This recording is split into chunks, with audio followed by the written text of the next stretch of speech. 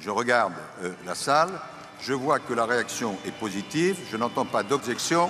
L'accord de Paris pour le climat est accepté.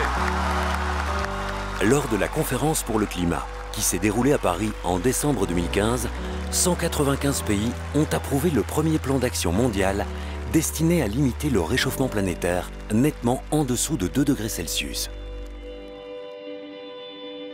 Cet accord historique n'est qu'un début. Tous les pays doivent désormais tenir leurs promesses.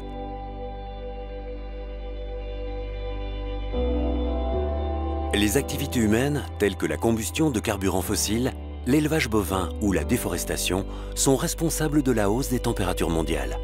L'élévation du niveau des océans va mettre en danger les régions côtières et les petits États insulaires. Les importantes sécheresses et violentes tempêtes vont être de plus en plus fréquentes et une espèce animale sur 6 sera menacée. C'est pourquoi à Paris, les pays se sont engagés à réduire les émissions de gaz à effet de serre et à adopter des mesures de lutte contre les inévitables conséquences du changement climatique. Leur mise en œuvre va nécessiter une transformation économique à l'échelle mondiale. Libérer tout le potentiel des énergies renouvelables, rendre l'agriculture plus durable, décarboniser le secteur des transports et repenser le marché de l'électricité.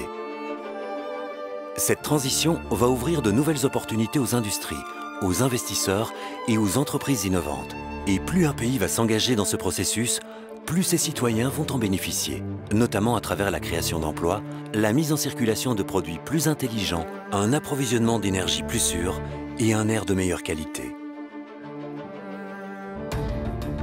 Nous avons tous un rôle à jouer pour relever ce défi.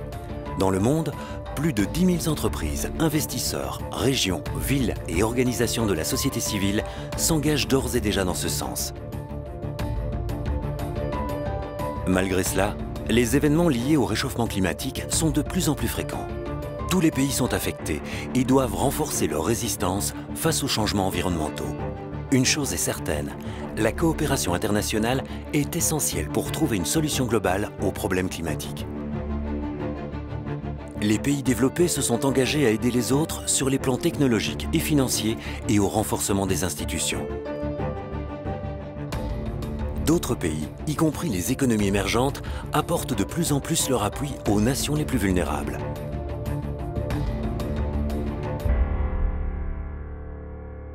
L'Union européenne met déjà en pratique ses engagements de Paris et va réduire ses émissions d'au moins 40% d'ici 2030.